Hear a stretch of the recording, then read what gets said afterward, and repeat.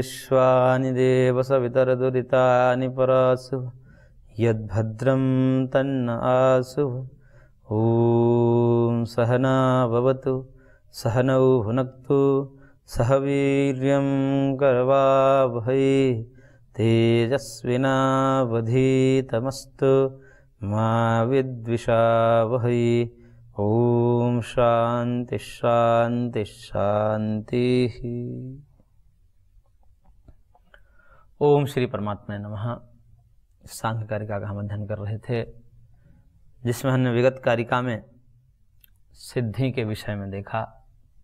जो बुद्धि सर्ग थे, उन बुद्धि सर्ग की जो अंतिम विभाग सिद्धि नामक विभाग था, उसमें 8 प्रकार की सिद्धि, ऊह, अध्ययन, शब्द, त्रिविध, दुखों का अभिघात, विघात, सुहृद प्राप्ति और दान, ये 8 सिद्धियां बताई गई। और इन 8 सिद्धियों के विषय में एक महत्वपूर्ण बात जो कारिकाकार ने कहा कि ये जो सिद्धियां हैं वह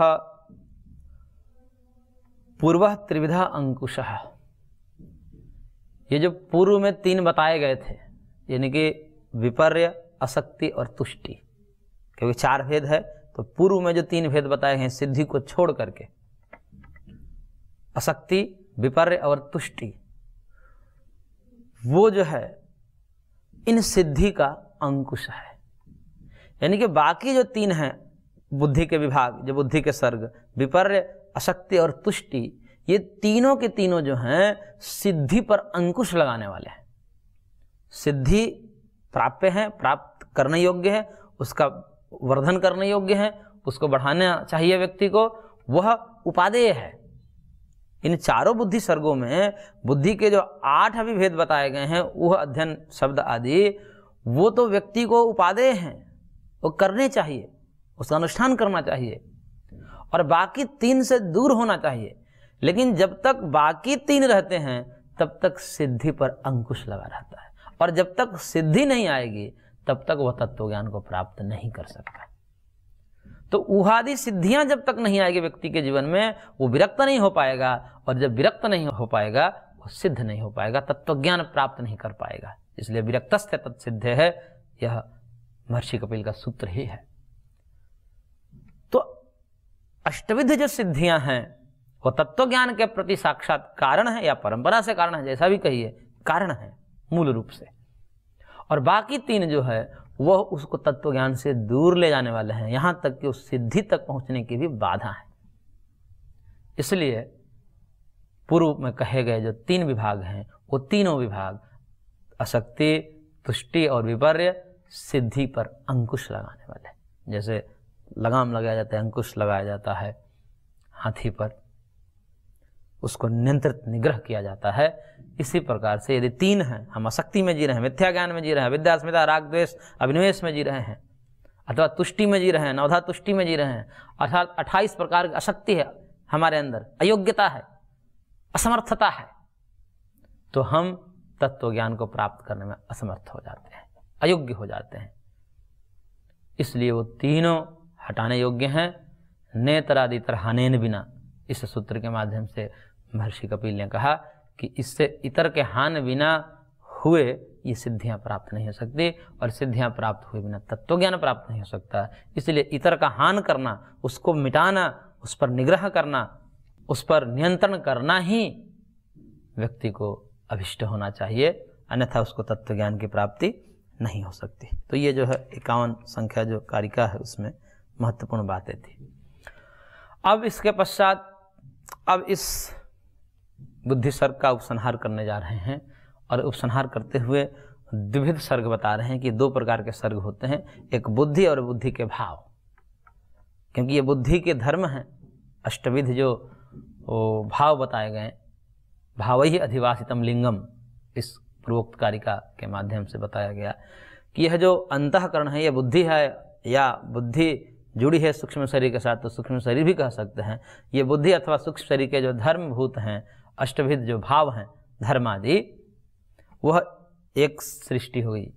और दूसरा ये जो अंतःकरण आदि, सूक्ष्म शरीर आदि है, एक विभाग हो गया। तो इस प्रकार से दो विभाग करके इसको समझा रहे हैं कि ये दो प्रकार की सृष्टि होती है। द्विविध सृष्टि को विस्तार करते हुए कारिकाकार कह रहे हैं, कारिका संख्या 52 में, न विना भावैः लिंगम न विना लिंगे न भाव निवृत्ति लिंगाख्यो भावाख्यस्तस्माद् द्विविध प्रवर्तते सर्गः।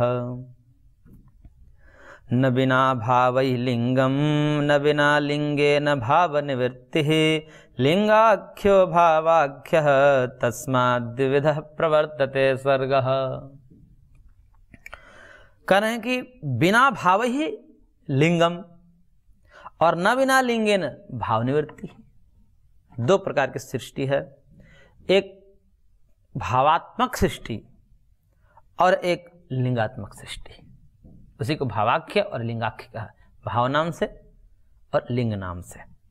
तो एक भावात्मक सृष्टि होती है जिसमें वो एक प्रकार का ज्ञान ही है, एक प्रकार की बुद्धि का विस्तार ही है। हम किस प्रकार से चिंतन कर रहे हैं, हम अपने चिंतन को आजीवन किस मार्ग में ले गए हैं, वही चिंतन परंपरा संस्कार रूप लेती है।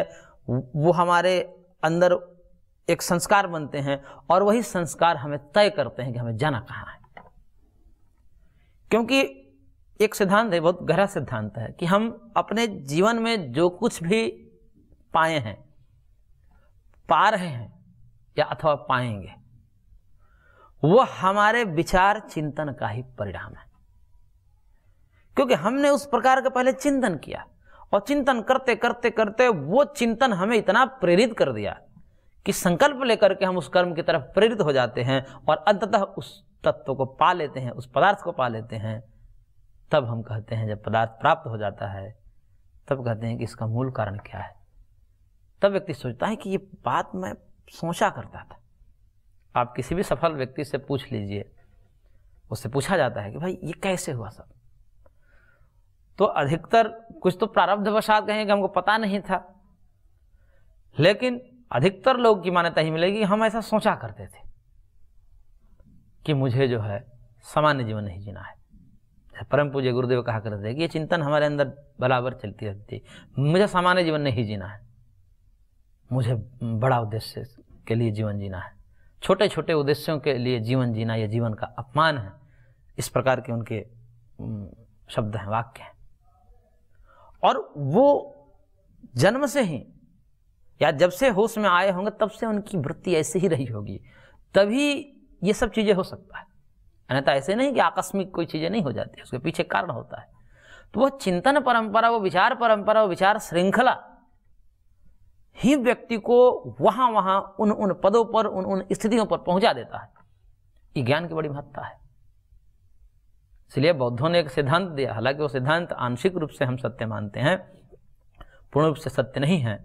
आंशिक रूप में हम उनकी सत्यता इतनी मानते हैं कि उन्होंने जो कहा कि ये सृष्टि जो है विज्ञान पर आधारित है, जैसी दृष्टि वैसी सृष्टि, ये सृष्टि कुछ नहीं है, ऐसा उन्होंने जो कहा वो हम उसको नहीं मानते। परंतु उनको परिशोधित करके यदि कहा जाए उन सिद्धांतों को, तो हम यही कहते हैं कि ये जो कुछ भी है हमारे सामने, हम उसको सत्य मानते हैं। बौद्ध उसको असत्य मानते हैं कि जो हमारे आंखों के सामने दिख रहा है वो सब चीज़ है नहीं, लेकिन हमें विज्ञान के कारण दिखता है। जिस प्रकार से स्वप्न में चीज़ें होती नहीं है लेकिन दिखती है, और उस दिखने में भी हम रूप, रस, गंध, शब्द, स्पर्श सबका अनुभव करते हैं, इसी प्रकार जागृत में भी ये जो वस्तुएं दिख रही है सब कुछ नहीं है, ये बस हमारा चिंतन है, हमने बना रखा है, इस प्रकार वो कहते हैं। तो ये जो कहना है इसके पीछे आंशिक सत्यता तो है, पूर्ण सत्य तो नहीं है, क्योंकि वस्तु प्रमाणों से दिख रही है, इसके स्वरूप है, जैसे सामने वस्तु है मेरी, ये सब है, ऐसा थोड़ी है कि ये बस प्रतीति है। प्रतीति नहीं है, सत्य है। उसका खंडन सांख्य में विस्तार से किया गया है। लेकिन कहने का तात्पर्य है कि ये जो, इसको इस प्रकार से कहना चाहिए कि ये जो भी जगत है जिसमें हम रमण कर रहे हैं, हम अनुभव कर रहे हैं, हम अपना भोग को संपादित कर रहे हैं, वो हमारे चिंतन से ही हुआ है। और वो चिंतन क्या है? मूल रूप से सांख्यकार कहते हैं कि वह विद्या है। कि हमने गलत चिंतन कर रखा है। गलत चिंतन करने से यानी कि अनात्म में आत्मबुद्धि कर लिया है। जो आत्म तत्व नहीं है उसको हम आत्म तत्व मानकर, देहादि को ही आत्म तत्व मान करके हमने जीवन पर्यंत व्यवहार किया है, उसका परिणाम जगत है, आपको जगत में डाल दिया गया। तो अविद्या क्या है? अविद्या एक वासना है। और उसकी व्याख्या भाष्यकार करते हैं व्यास जी, तो कहते हैं कि वासना है। वासना क्या? ज्ञानात्मक वासना, ज्ञान की वासना है। हमने हमारे चिंतन की वासना है, चिंतन के संस्कार है, उसको वासना का ये संस्कार के, क्योंकि सूक्ष्म रूप है। तो उसी का परिणाम ये पूरा जगत है। इसलिए चिंतन से जगत और जगत से चिंतन, ये दोनों एक दूसरे पर आश्रित हैं, अनन्य आश्रित है ये दोनों। तो उसी को यहां पर कारिकाकार ने कहा कि न बिना भाव ही लिंगम और न बिना लिंगे न भाव निवृत्ति, कि भाव के बिना यानी कि धर्म अधर्म आदि जो वासना है, जो ज्ञानात्मक ही है, उस वासना के बिना यह जो लिंगात्मक सर्ग है, लिंगात्मक सर्ग मतलब सूक्ष्म सर्ग, जैसे सूक्ष्म शरीर आदि जिसमें पंच तन्मात्र है, एकादश इंद्रियां हैं, अहंकार है, बुद्धि है, तो वो जो लिंग शरीर की एक सृष्टि है, सूक्ष्म सृष्टि है, वो कैसे बनती है? वह बनती है भावों से, अदृष्ट से, कर्माशय से, धर्म अधर्म आदि जो अष्टविध भाव हैं उन्हीं से सूक्ष्म शरीर बनता है। और जब सूक्ष्म शरीर बनता है तो उसे स्थूल की आवश्यकता पड़ती है, क्योंकि वो अभिव्यक्त ही होगा स्थूल में, और स्थूल के साथ जुड़ करके उस आत्मा को भोग संपादित कराता है, सुख दुख संपादित कराता है। तो मूल में हम जाते हैं तो देखते हैं कि ये स्थूल के पीछे भी सूक्ष्म का योगदान है, नहीं तो ये तो खोखा है। जैसे कोई कंप्यूटर है, कंप्यूटर में कोई सॉफ्टवेयर ना हो तो कंप्यूटर क्या है? खोखा है, कोई मतलब नहीं है उसका। लेकिन केवल सॉफ्टवेयर है तो भी काम नहीं चलेगा, कंप्यूटर होना, अधिष्ठान होने चाहिए, उपकरण होने चाहिए, जहां पर वो सॉफ्टवेयर बैठ करके अपना सारा खेल दिखा पाए। ऐसे ही सूक्ष्म शरीर की आवश्यकता है और स्थूल शरीर की भी आवश्यकता है। सूक्ष्म शरीर स्थूल शरीर के आलम्बन से भोग को संपादित करता है। तो सूक्ष्म शरीर के बहाने से स्थूल शरीर को भी हम उस जगत के अंतर्गत ले सकते हैं कारण कार्य के रूप में। यहां पर तो केवल लिंग सर्ग का है, तो लिंग स्थूल के बिना अभिव्यक्त नहीं हो सकता, इसलिए यहां पर स्थूल और सूक्ष्म शरीर दोनों सर्ग को हम लिंग सर्ग के अंतर्गत ले सकते हैं। वैसे भाष्यकार ने इसको तन्मात्र सर्ग कहा है, लेकिन तन्मात्र के कार्यभूत जो है पंचभूत हैं, और उन पंचभूतों के कारण जो शरीर है, ये संसार है, इनको भी हम कारण कार्य के अभेद करके और ले सकते हैं। तो कहने का तात्पर्य है कि ये जो भाव हैं, भाव सृष्टि यानी कि धर्म अधर्म, ज्ञान अज्ञान, वैराग्य अवैराग्य, ऐश्वर्य अनैश्वर्य, ये जो भाव की सृष्टि है, इसी से लिंग शरीर की उत्पत्ति होती है, और लिंग शरीर से फिर स्थूल शरीर की तरफ सरकता है। तो स्थूल शरीर की भी आवश्यकता पड़ जाती है, क्योंकि मूल में लिंग शरीर होगा तो स्थूल शरीर की आवश्यकता पड़ेगी, क्योंकि उसको अभिव्यक्त होना है, कहाँ कार्य करेगा। तो इस प्रकार से भाव से धर्म अधर्म आदि जो भाव हैं, उससे लिंगात्मक सृष्टि की उत्पत्ति हुई, और लिंग सृष्टि से जब लिंग सृष्टि हो जाती है तो भाव जो धर्म धर्म उसका संचय भी करने लगते हैं। यानी कि ये दोनों एक दूसरे के आश्रित हैं। लिंग शरीर भाव पर आश्रित है और भाव लिंग शरीर पर आश्रित है, क्योंकि वो भाव भी कैसे बनते हैं? लिंग शरीर से ही तो बनते हैं। धर्म अधर्म क्या है? एक संस्कार है, वो संस्कार कैसे बनते हैं? बिना लिंग शरीर और के बिना थोड़ी बन पाते हैं, वहां पर लिंग शरीर की आवश्यकता है। तो इसलिए उस पे लिंग शरीर से भाव और भाव से लिंग, इस प्रकार का क्रम चलता है। और यह क्रम अनादि होने से यहाँ पर अन्योन्य आश्रित दोष नहीं लगता, क्योंकि जैसे बीजांकुर में, बीज और अंकुर में अनादि होने से वहाँ दोष नहीं माना जाता है कि इसका निकाला जाए कि भाई किसका क्या कारण है। यहाँ पर तो एक दूसरे को कारण कह दिया कि बीज का कारण क्या है? वृक्ष। कोई कहे कि वो वृक्ष कैसे बना? बीज से ही तो बना। तो बीज का कारण वृक्ष और वृक्ष का कारण बीज, तो ये परस्पर अन्योन्याश्रित हो गया। लेकिन इन अन्योन्याश्रित होने से ये दोष नहीं माना जाता है। क्यों? दोष इसलिए नहीं माना जाता, दोष वहां लगता है, अन्योन्याश्रित दोष वहां पर लगता है जहां पर वही वस्तु एक दूसरे पर आश्रित हो। जैसे बीज से वृक्ष, और वो वृक्ष बीज से उत्पन्न हुआ, यानी कि बीज का कारण वृक्ष और वृक्ष का कारण भी बीज। लेकिन यहां पर आप ध्यान दीजिए, वही बीज कारण नहीं है, बीज का कारण वृक्ष, यानी कि जहाँ जिस वृक्ष से हमने बीज प्राप्त किया तो उस बीज का कारण तो हो गया वृक्ष, उस वृक्ष से कारण हुआ। अब उस वृक्ष से जो बीज निकला वो दूसरा बीज होगा, या वो वृक्ष जो बना होगा वो दूसरे बीज से बना होगा। तो तद्जातीय भिन्न बीज से उत्पत्ति होती है, इसलिए बीज कहने मात्र वहाँ भिन्न बीज होता है। तो जहाँ पर भिन्न बीज होते हैं वहाँ पर अन्योन्याश्रित दोष नहीं लगते, समान पर लगते हैं कि उसी पर व्यक्तिगत रूप से वो कारण उसका वो कारण उसका, ऐसे तो उसको दोष माना जाता है।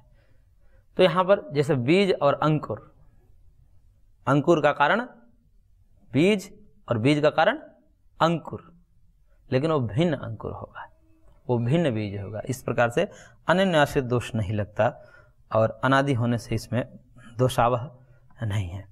तो भाव से लिंग सर्ग की रचना होती है और लिंग से भाव सर्ग की रचना होती है, और इन दोनों को निवृत्त करने से मुक्ति होती है।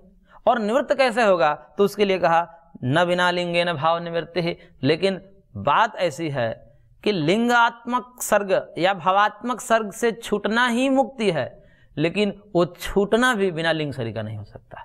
कंटके न कंटकोद्धारः एक न्याय है, कांटे से कांटा निकाला जाता है। तो कांटे से कांटा निकाला जाता है, कांटे से निवृत्ति होना ये मुक्ति है, ये दुखों से निवृत्ति है, ये हमें अभिधेय है, अभिष्ट है। परंतु तो निकलेगा कैसे, उसके लिए भी एक दूसरा कांटा चाहिए। इसी प्रकार से लिंग और भाव ये दो सर्ग उत्पन्न हुए एक दूसरे के सापेक्ष से, और इनसे छूटना ही मुक्ति है, लेकिन वो छूट बिना लिंग शरीर के नहीं सकता, उसके छूटने के लिए भी लिंग शरीर की आवश्यकता है। इसलिए कारिकाकार ने कहा कि न बिना लिंगे न भाव निवृत्ति ही, बिना लिंग के भाव की निवृत्ति नहीं, बिना लिंग शरीर के, बिना सूक्ष्म शरीर के, और सूक्ष्म शरीर का अभिव्यंजक जो स्थूल शरीर है उन दोनों के बिना जो है भाव की निवृत्ति, यानी कि धर्म अधर्म आदि जो हमारे संस्कार हैं यही कारण है। इन्हीं कारण के चलते सूक्ष्म शरीर जो है भिन्न भिन्न स्थूल शरीरों में जाता है, उसको छोड़कर दूसरे में, दूसरे को छोड़कर तीसरे में हो जाता है। तो सूक्ष्म शरीर के भी संसरण का जो कारण है वह है भाव धर्म अधर्म रूपी, और वो धर्म अधर्म बनते हैं सूक्ष्म शरीर से और स्थूल शरीरों से, कर्म के अनुष्ठान से। तो निवृत्त कैसे हो, क्योंकि कारण के निदान से कार्य नष्ट हो जाएगा। यदि सूक्ष्म शरीर के संसरणों को रोकना ही, यही तो मुक्ति है। पुनरपि जननम पुनरपि मरणम, इस जो चक्र है इसको तोड़ना ही मुक्ति है। और ये कैसे टूटेगा, तो मूल में देखेंगे कि इसके संसरण का कारण क्या है, ये लिंग शरीर क्यों संसरित हो रहा है। तो कारिकाकार ने बताया कि ये धर्म अधर्म है संस्कार, इसी कारण ये प्रवृत्त हो रहे हैं। अब धर्म अधर्म के कारण जब लिंग शरीर प्रवृत्त हो रहा है, जन्म हो रहा है, तो उसको हटा दीजिए, तो कारण के अभाव से कार्य का नाश हो जाता है। अब कैसे हटेगा, तो करेगा वो भी हटेगा, बिना लिंग शरीर का नहीं हट सकता, क्योंकि लिंग शरीर होगा, लिंग शरीरों को अभिव्यक्त होने के लिए स्थूल शरीर होगा, और दोनों मिलकर कर्म करेंगे, और कर्म करेंगे साधना रूपी कर्म करेंगे, उसके द्वारा जो उन्हें व्यक्त अव्यक्त और ज्ञ का तत्व ज्ञान होगा, और उस तत्व ज्ञान से वो सारे के सारे जो संस्कार हैं धर्म अधर्म के सब नष्ट हो जाएंगे। क्योंकि ज्ञानाग्नि सर्वकर्माणि भस्मसात् कुरुते, तथा ये जो गीता का वचन है कि ज्ञान रूपी अग्नि में सारे कर्म भस्मीभूत हो जाते हैं। ये धर्म अधर्म रूपी कर्म है जो संस्कार रूप में है, वो सारे के सारे भस्म हो जाते हैं। तो इस प्रकार से जब वो भस्म हो जाएंगे, जब खत्म हो जाएंगे ज्ञान से, तो फिर लिंग शरीर का संसरण खत्म हो जाएगा, क्योंकि लिंग शरीर के संसरण का कोई कारण नहीं रह गया। संसरण बंद हो जाएगा, संसरण बंद हो जाएगा तो अब प्रकृति जो है उसके लिए आगे स्थूल शरीर का निर्माण कहीं गर्भ में आदि में नहीं डालेगी, क्योंकि गर्भ में डालने का कोई कारण नहीं रहा। तो मूल कारण पर जब चोट करते हैं, सारा का सारा महल जो ये बना है वो ध्वस्त हो जाता है। संसार रूपी महल जो बना है, इसको ध्वस्त करने के लिए मूल कारण पर चोट करना पड़ता है, और मूल कारण है धर्म धर्म रूपी संस्कार, वासनाएं हमारी, हमारे स्वार्थ, हमारे राग द्वेष आदि ये जो क्लेश हैं वह है, और उस पर चोट करने के लिए तत्व ज्ञान की प्राप्ति करने पड़ेगी, और तत्व ज्ञान के लिए प्राप्त करने के लिए जो योग मार्ग है उसका वर्णन करना पड़ेगा। तो इस प्रकार से भावाख्य और लिंगाख्य द्विविधा प्रवर्तते सर्ग, ये दो प्रकार के सर्ग बताए गए, और इन सर्गों से निवृत्ति ही मोक्ष है।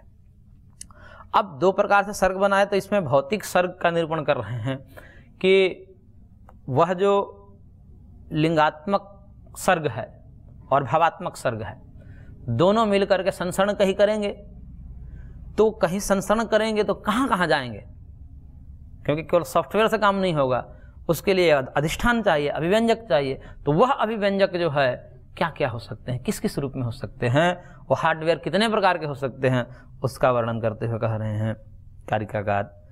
अष्टविकल्पो दैवः तर्यक्योनस्य पंचधा भवति मानुष्यश्चैकविधः समासतो भौतिकः सर्गः।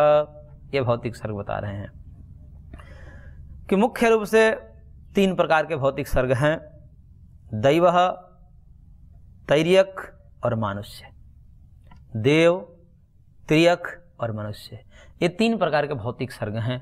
अर्थात शरीर की दृष्टि से देखा जाए इन योनियों में, उन के गर्भों में या उन स्थूल शरीरों को वो जो सूक्ष्म शरीर है अपने धर्मों के साथ, धर्म अधर्म रूपी भावों के साथ संसरण करता है।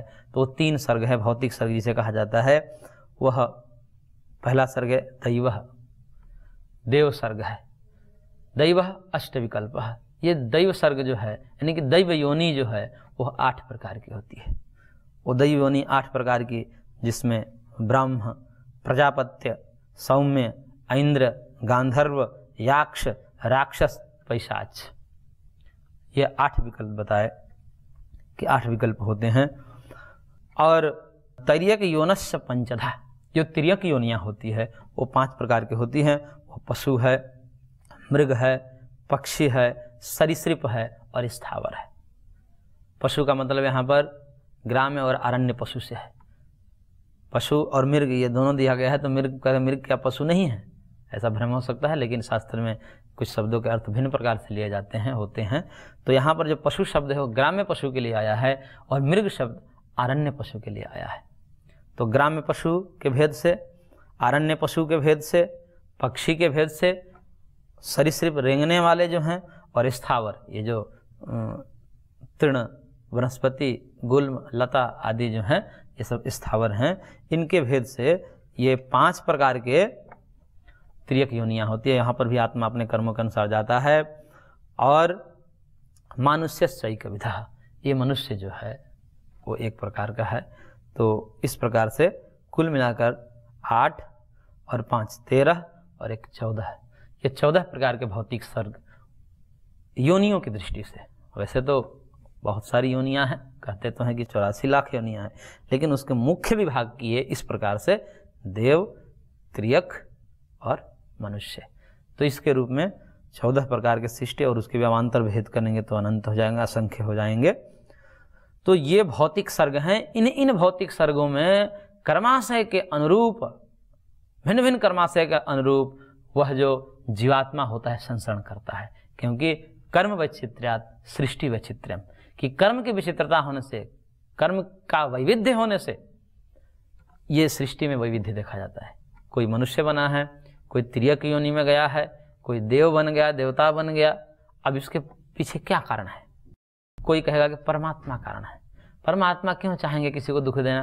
क्योंकि इसमें कोई दुखमय योनि है, कोई अति दुखमय योनि है, कोई सुखमय योनि है, कोई अति सुखमय योनि है। तो इस प्रकार से भगवान क्यों करेंगे किसी जीवों के प्रति? क्योंकि भगवान तो सबके पिता है, पिता अपने पुत्र को ऐसा दुख क्यों देंगे? इसलिए कहते हैं, सांख्यकार ने उस मत को निकाल दिया है कि परमात्मा इसमें कारण नहीं है।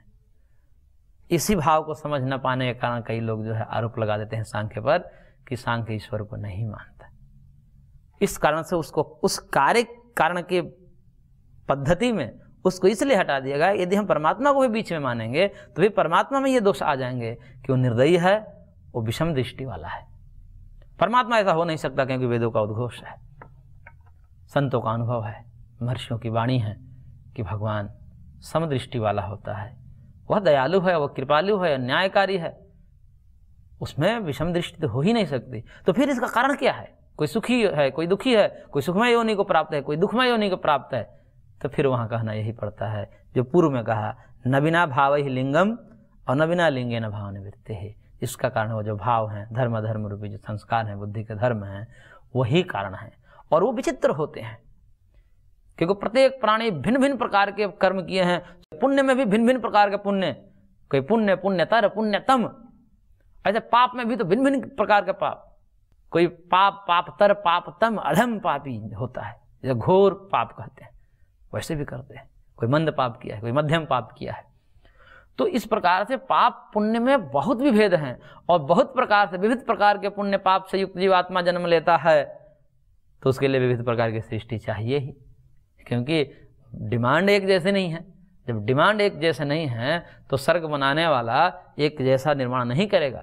जैसे हम कुम्हार के पास जाते हैं तो कोई छोटा घड़ा बना दिया है, कोई बड़ा सा गगरा बना दिया है, कोई छोटा सकोरा, कोई दीपक बना दिया है।